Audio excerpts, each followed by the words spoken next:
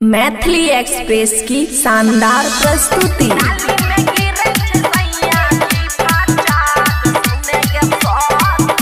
खुशी recording studio बलुआहा। पीके जे आबै छै टांग फसाबै छै भई जाय छै या बात सुने गे सखी।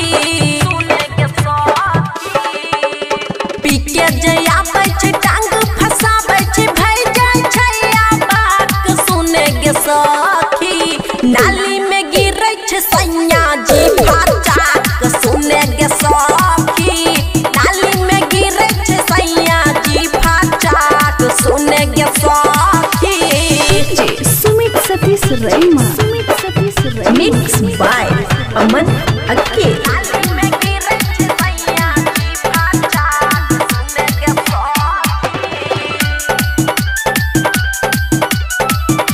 खुशी रिकॉर्डिंग स्टूडियो बलुआहा।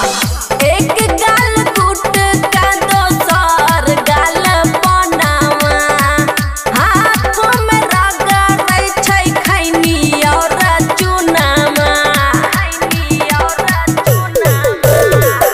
एक गाल गुट का दोसर गाल बनावा हाथों में रगड़ै छै खैनी और चूनामा।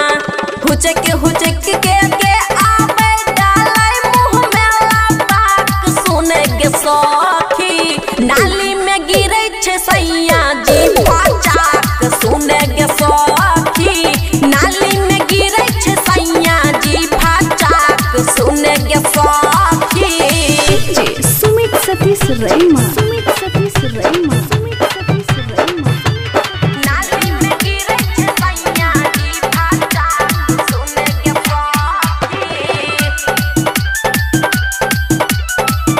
खुशी रिकॉर्डिंग स्टूडियो बलुआहा। रोशन दीवाना पिया बुझै नै लाचारी चिलम से पारै छै खूबे चिंगारी।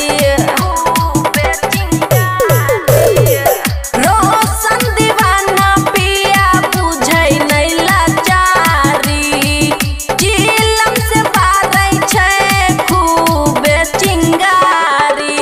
खुशी से का बोलरै नै उता फारी करै सट सुने गे सखी।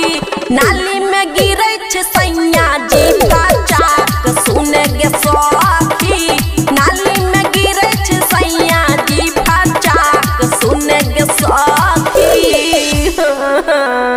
खुशी रिकॉर्डिंग स्टूडियो बलुआहा।